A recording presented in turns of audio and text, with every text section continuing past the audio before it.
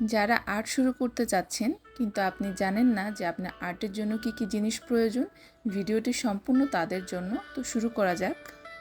আসসালামু আলাইকুম। তো আমি সর্বপ্রথম পেইন্ট ব্রাশ নিয়ে কথা বলবো। আপনারা লাইব্রেরিতে বা যে কোনো স্টেশনারি দোকানগুলোতে গেলে এরকম পেইন্ট ব্রাশ পেয়ে যাবেন। আমি যখন প্রথমে আর্ট শুরু করেছিলাম তখন মাত্র এই দুইটি তুলি দিয়েই আর্ট শুরু করি। তো তারপর হচ্ছে যে আমি আস্তে আস্তে একটি পেন্টিং ব্রাশের সেট কিনি। তো তারপর আমি অ্যাক্রিলিক পেপার সম্পর্কে বলবো।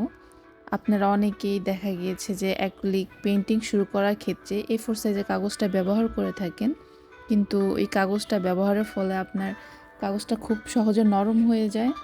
আমি নিজেও প্রথম দিকে A4 সাইজের কাগজ ব্যবহার করেছিলাম, তখন আমি অত একটা বেশি জানতাম না।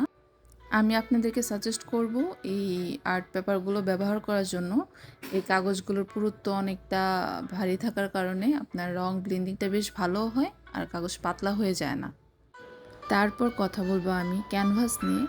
আপনারা চাইলে আর্ট পেপারের পাশাপাশি এই ক্যানভাসগুলোকে ইউজ করতে পারেন। ক্যানভাস বিভিন্ন শেপের হয়ে থাকে, তো আপনারা প্রথম সময়ে ছোট ছোট ক্যানভাসগুলোকে সিলেক্ট করে আঁকা প্র্যাকটিস করতে থাকবেন। এইবার আমরা আর্টের সবচেয়ে গুরুত্বপূর্ণ উপাদান নিয়ে কথা বলবো, যেটা হচ্ছে রং। প্রাথমিক পর্যায়ে আমরা চাইলে আর্ট লাইনের এই অ্যাক্রিলিক কালারগুলো ইউজ করতে পারি।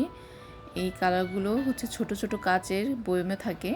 পরবর্তীতে যখন আমরা পেইন্টিং শিখে যাব তখন আমরা চাইলে অ্যাক্রিলিকের ভালো ভালো ব্র্যান্ডের কালারগুলো ইউজ করতে পারি, তবে প্রাথমিক পর্যায়ে এটার বেশি আর কিছু দরকার নেই।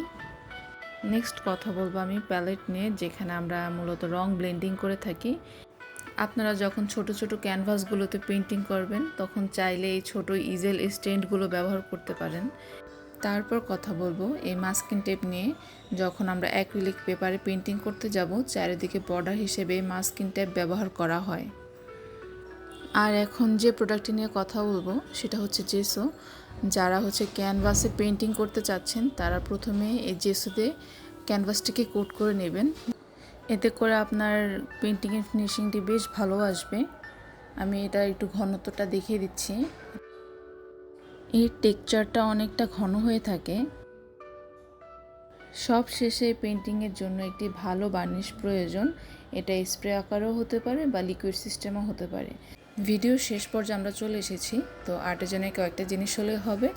আমার ভিডিওটি থেকে যদি আপনারা কিছুটা হলেও উপকৃত হন তাহলে ফেসবুকে ফলো করতে ভুলবেন না, আর ইউটিউবে অবশ্যই সাবস্ক্রাইব করে দিবেন। ধন্যবাদ সবাইকে।